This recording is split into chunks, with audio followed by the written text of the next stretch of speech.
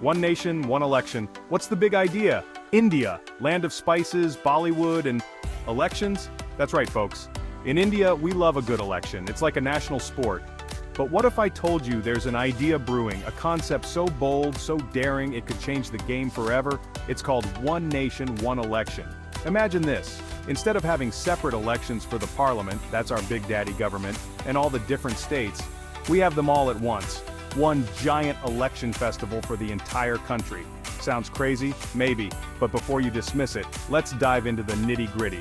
This ain't just some random idea somebody cooked up after one too many samosas. It's been debated for years. Some folks think it's the best thing since sliced mangoes, while others say it's a recipe for disaster. So, buckle up, my friends. As we unpack this one nation, one election thing, we'll explore the history, the pros, the cons, and everything in between. By the end, you'll be an election expert, ready to impress your friends and win arguments at family dinners. So, what exactly is one nation, one election? It's a proposal to synchronize the timing of elections for the Lok Sabha and the state legislative assemblies. The idea is to hold these elections simultaneously, reducing the frequency of elections and the associated costs. Think about it. Currently, India is in a perpetual state of election mode. There's always some election happening somewhere. This means constant campaigning, which can be exhausting for both politicians and voters. Not to mention the massive deployment of security forces and administrative machinery. The costs are astronomical. By having one synchronized election, we could potentially save a lot of money. But it's not just about the money. It's also about governance. Frequent elections mean that governments are often in campaign mode, which can hinder long-term policy planning and implementation. With one nation, one election, governments could focus more on governance and less on winning the next election. However, there are concerns. Critics argue that simultaneous elections could undermine the federal structure of India. They worry that national issues might overshadow regional ones, affecting the representation of local interests. Additionally, the logistics of conducting such a massive exercise are daunting. Ensuring free and fair elections across the entire country at the same time would be a colossal task. So, while the idea has its merits, it's not without its challenges. As we delve deeper into this topic, we'll hear from experts, politicians, and the common people. We'll get a comprehensive view of what one nation, one election could mean for India. So stay tuned, because this is one debate that's far from over. And remember, in the world's largest democracy, every vote counts, and every voice matters. Let's dive in and explore the big idea of one nation, one election. So what exactly is one nation, one election? It's a proposal to synchronize the timing of elections for the Lok Sabha and the state legislative assemblies. The idea is to hold these elections simultaneously, reducing the frequency of elections and the associated costs. Think about it. Currently, India is in a perpetual state of election mode. There's always some election happening somewhere. This means constant campaigning, which can be exhausting for both politicians and voters. Not to mention the massive deployment of security forces and administrative machinery. The costs are astronomical. By having one synchronized election, we could potentially save a lot of money. But it's not just about the money, it's also about governance. Frequent elections mean that governments are often in campaign mode, which can hinder long-term policy planning and implementation. With one nation, one election, governments could focus more on governance and less on winning the next election. However, there are concerns. Critics argue that simultaneous elections could undermine the federal structure of India.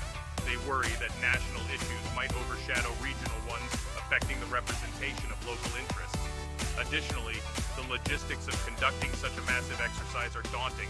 Ensuring free and fair elections across the entire country at the same time would be a colossal task. So, while the idea has its merits, it's not without its challenges. As we delve deeper into this topic, we'll hear from experts, politicians, and the common people. We'll get a comprehensive view of what one nation, one election could mean for India. So stay tuned, because this is one debate that's far from over. And remember, in the world's largest democracy, every vote counts and every voice matters. Let's dive in and explore the big idea of one nation, one election. India's election marathon, a never-ending story. Let's be real, India loves a good election. It's a time when the entire nation comes alive with energy and enthusiasm. Streets are adorned with colorful banners, and the air is filled with the sound of campaign songs and speeches. It's the world's largest democracy, and we take that seriously. With over 900 million eligible voters, the sheer scale of our elections is mind-boggling. Each vote counts and every citizen's voice matters. But sometimes it feels like we're stuck in an endless loop of campaigning, voting, and counting. The cycle never seems to end. Just when you think it's over, another election is announced. Seriously, it's like every time you turn around, there's another election happening somewhere, whether it's national, state, or local, there's always something on the horizon. See, after we got our independence back in 1947, we set up this whole system where we elect our leaders at different levels. This was to ensure that power is decentralized and every region gets a say in governance. We've got the Lok Sabha, that's our parliament, then the state assemblies, and don't even get me started on the local elections. Each of these elections has its own significance and impact on our daily lives. Each of these has its own schedule, so there's always something going on. The Lok Sabha elections happen every 5 years, state elections are staggered, and local elections can pop up anytime. Now, don't get me wrong, regular elections are important in a democracy. They ensure accountability and give people the power to choose their leaders. It's a fundamental right and a cornerstone of our democratic values. But this constant election mode, it's exhausting. The never-ending cycle of rallies, speeches, and debates can be overwhelming for both politicians and voters. Imagine having a birthday party every other month. At first, it's exciting and fun. You look forward to the celebrations, the cake, and the gifts. Fun at first, but eventually you just want some peace and quiet, right? The constant festivities can become tiring and you start craving a break from the noise and excitement. That's kind of where India is at. The relentless election schedule is wearing everyone out. From the officials who organize the elections to the voters who participate, everyone feels the strain.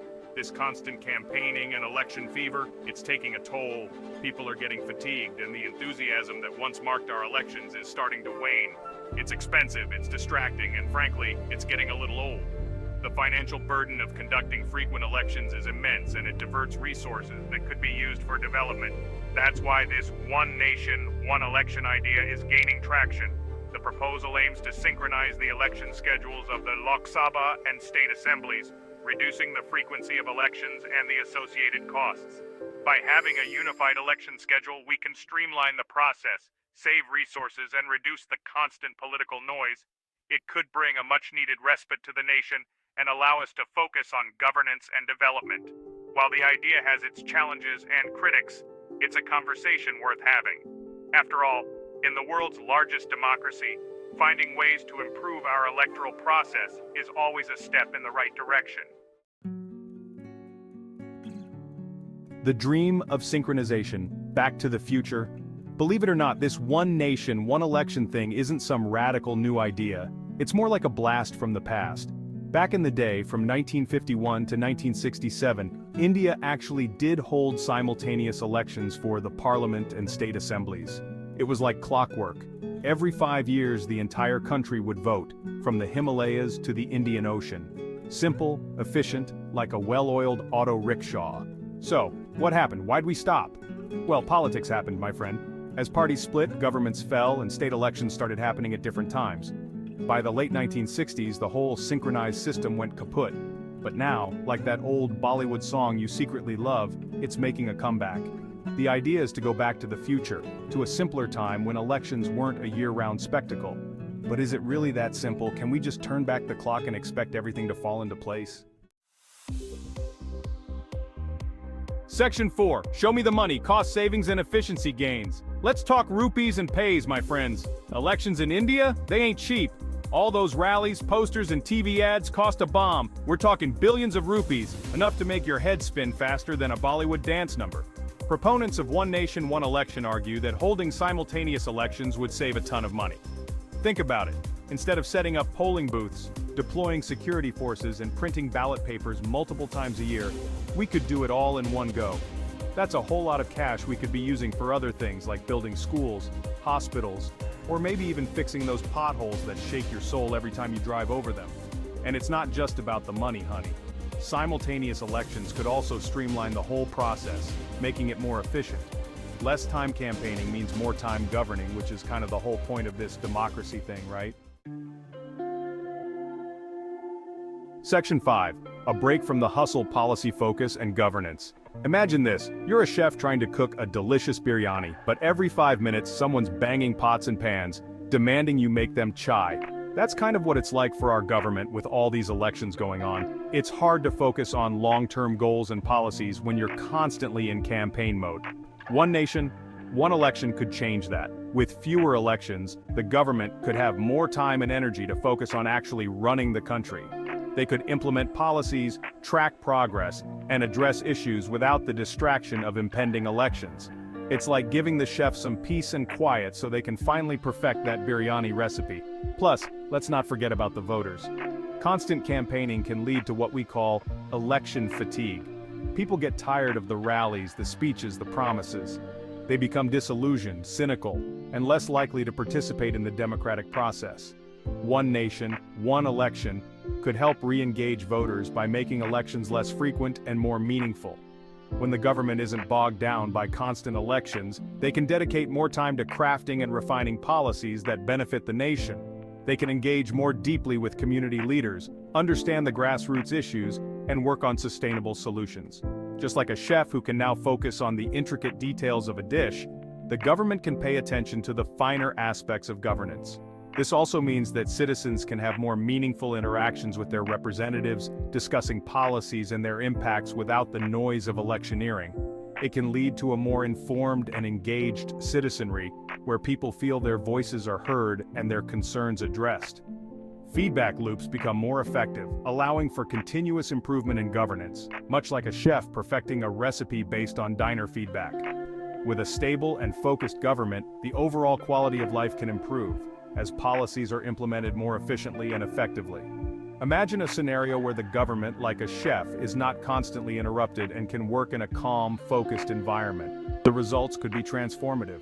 One nation, one election could be the key to unlocking a more harmonious and productive society where both the government and the citizens thrive.